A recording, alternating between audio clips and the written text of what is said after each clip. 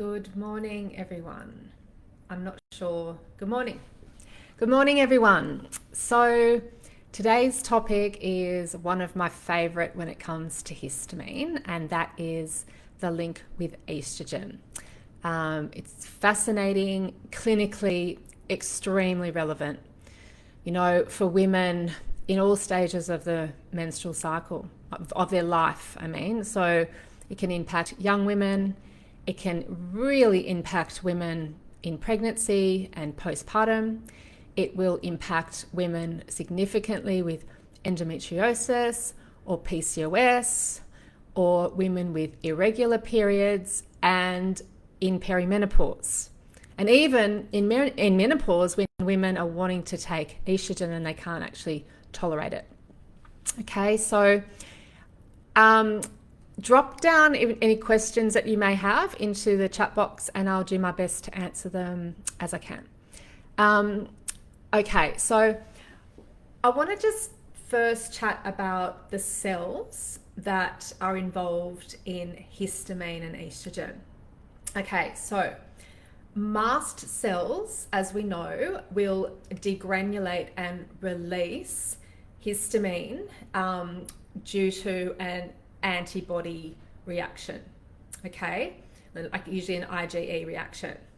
Now, what can also enhance that and increase that is actually estrogen.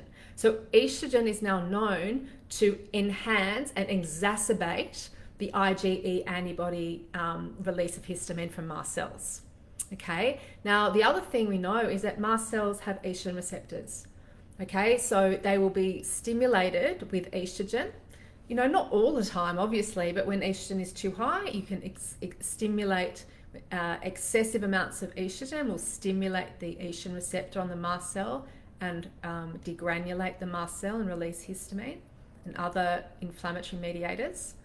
Okay, now the other thing we know is that in the brain, it's the histaminergic neurons that also contain estrogen receptors. Okay, and the estrogen receptors will cause an extra excitability of the firing of those neurons. Okay, so it can cause an excessive amount of firing and release of histamine. Okay, so clinically, what does that look like? Okay, so estrogen increasing histamine in the brain, so stimulating these histaminergic neurons to fire off histamine, is obviously the neurological histamine symptoms of vertigo, dizziness, headache, migraine, anxiety, insomnia, depression, and inability to regulate your body temperature, the main ones. Okay, and it's very likely to happen at ovulation when your estrogen is at its peak level, and then also before your period when progesterone drops. Okay, now when it comes to just the overall mast cells releasing histamine, not necessarily in the brain, that can very much look like at ovulation an exacerbation of any of your pre-existing histamine issues. Okay, so a worsening of reflux, heartburn, bloating, diarrhea, abdominal pain, okay, nausea. Okay, it can cause an exacerbation of your skin issues, hives, eczema, acne, very much acne, rosacea. Okay, it can worsen the heart palpitations, shortness of breath. Okay, so this can also happen at ovulation and premenstrually. Okay, now when it comes to progesterone, okay, so we know that progesterone is this amazing hormone that reduces adverse impacts of estrogen on the body. And I'm just going to read this out, guys, because I wrote this down the other day from my research. Okay, so progesterone can stabilize mast cells, and that prevents the release of the stored histamine. Okay, and it can also down-regulate that the IgE antibody reaction that estrogen increases progesterone can actually decrease the impact of that IgE antibody reaction on the mast cells that release histamine. Okay, so we can see it's pretty amazing what progesterone can do to help reduce the impact that estrogen can have on histamine. Okay, now the other thing that estrogen can do, it can down-regulate the DAO enzyme. Okay, and progesterone can upregulate the DAO enzyme. Okay, so that's another really important thing to understand. Okay, now in pregnancy, the DAO enzyme increases like 500% to deal with the amount of estrogen in pregnancy. So a lot of women with pre-existing histamine issues coming from a DAO deficiency, whether that just be not making enough DAO or just having so much histamine in the gut and the body that the DAO enzyme's overloaded, when they get pregnant, often, even though their estrogen is soaring, often their histamine, they don't have high histamine symptoms during pregnancy. Okay, that's often the case. But then once they give birth and they start their cycling again, they can have a massive flare-up of their histamine symptoms due to the estrogen coming back. Okay, so just be on like high alert that can definitely happen in pregnancy. Okay, now, so what is the interaction with actually histamine and estrogen?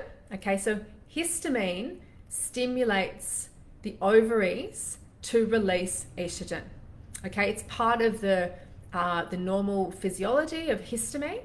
Okay, but when your histamine bucket is too high, coming from all the things that we know about, so coming from SIBO, gut issues, mold, oxalates, etc., that can actually cause excessive amounts of histamine that can stimulate excess estrogen.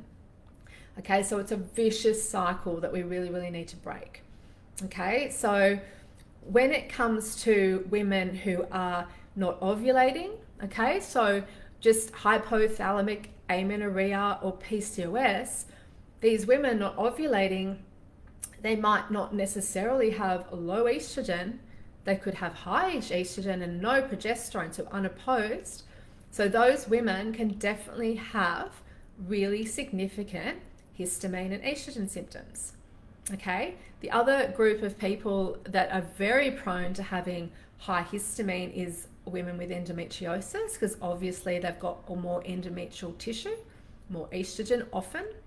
Not necessarily, it's an immune system problem, not necessarily estrogen, but definitely it will exacerbate. The more estrogen receptors, the more estrogen, the more histamine.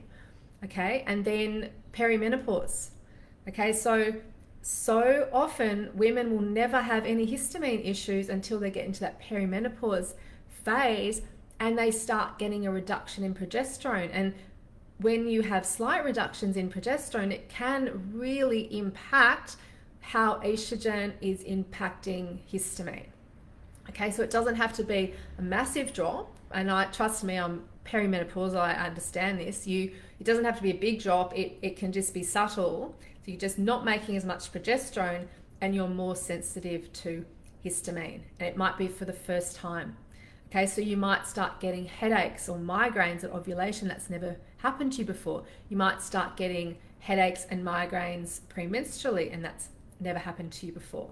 Okay, so that perimenopause phase is important, and it's like really in that late perimenopause phase when women are just not ovulating often and they're getting hot night sweats and hot flushes.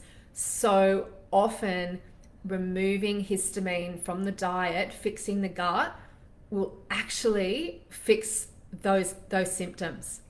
Okay, so herbal medicine is fabulous, but if it's coming from that real high estrogen, low progesterone, it can cause a lot of those typical symptoms of menopause. It can really, really help get them down. Okay, so what do we need to do to look at this clinically? Okay, so when you do a case for women's hormones, it's a really good idea I'll say it this way.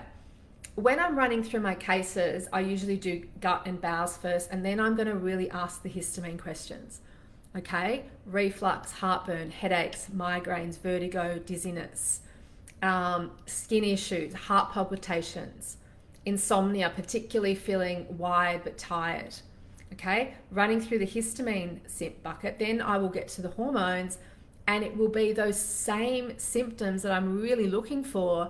Are they worse at ovulation? Okay, and are they worse premenstrually? Okay, so it's really, really important to get a grip on that.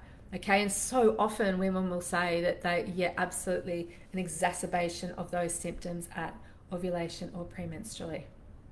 Okay, so that's just, it's a classic sign. Like, it's just like, yep, this is definitely hormonal driven. It's a chicken and egg, guys. It's not ever just hormones.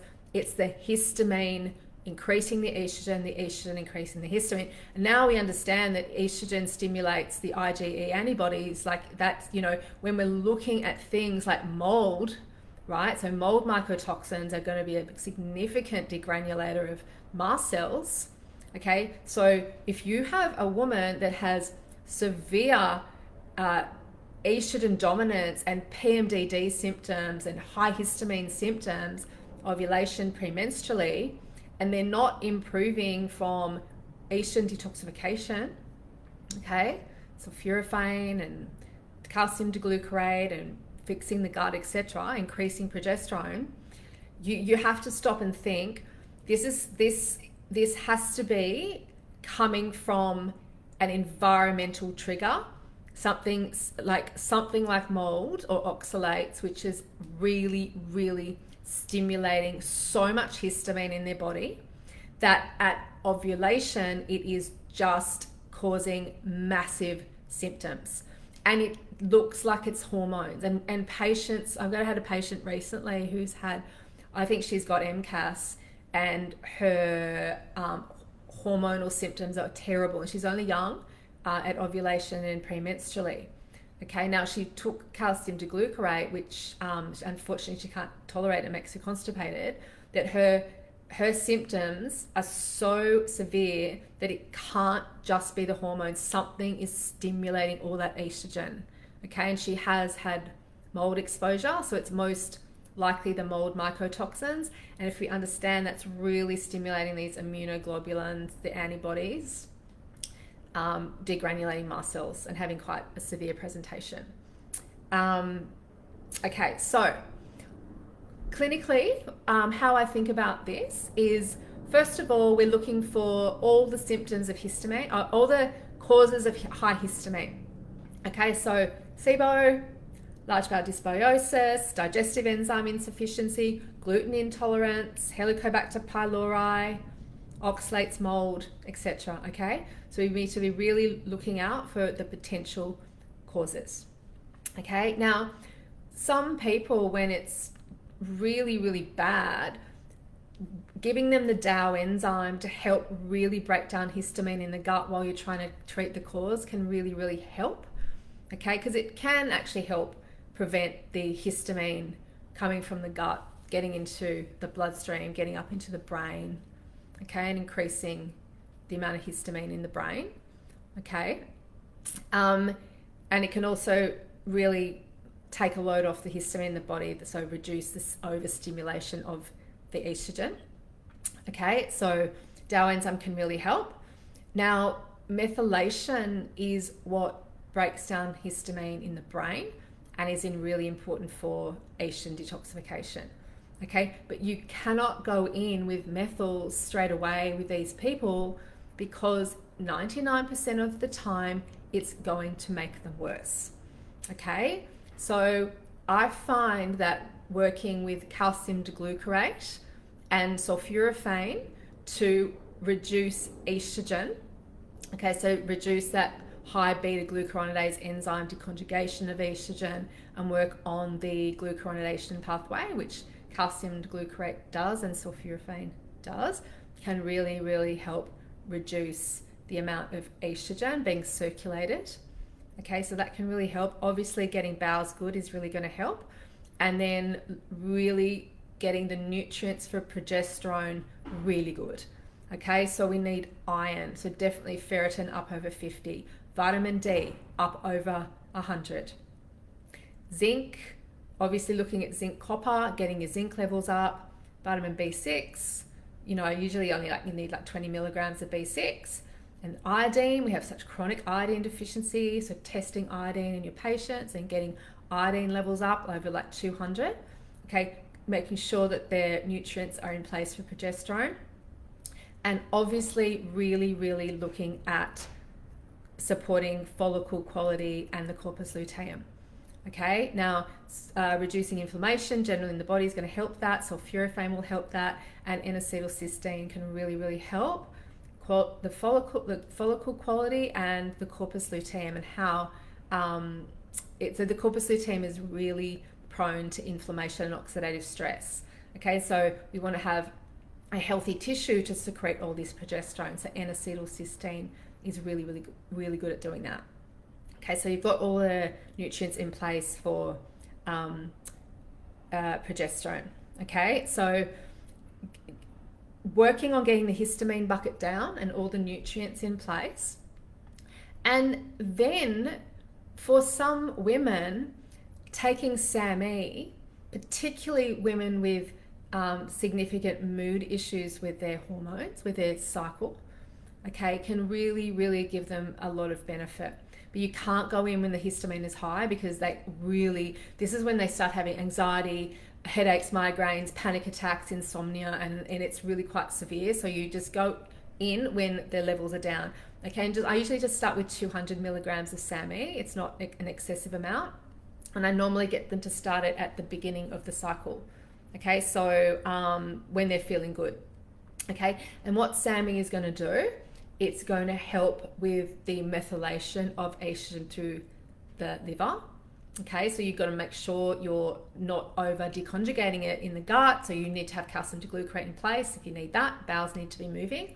Okay, so it's like you're working on the liver detoxification of estrogen, the gut excretion of estrogen, and then you need to make sure that so Sammy works on estrogen.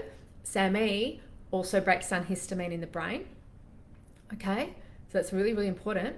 And Sammy is going to actually work on intracellular breakdown of histamine, which is actually what mast cells are doing. It's intracellular. So DAO is extracellular at the gut, and methylation is inside the cell. And mast cells, that includes mast cell degranulation and the histamine in the brain. Apparently they can't really detect our enzyme in the brain. Okay, so it's methylation. Okay, so breaking down estrogen, breaking down histamine, that's perfect.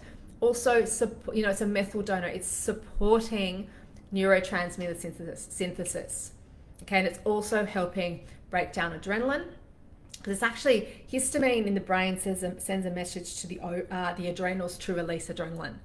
Okay, so the enzyme that breaks down adrenaline requires methylation. It requires Sammy. So you can see why Sammy is so great for these women. Neurotransmitter support, histamine breakdown, adrenaline breakdown, estrogen detoxification. It's really, really powerful, but we need to make sure we go in when their histamine bucket is low, because it can make them feel really, really bad.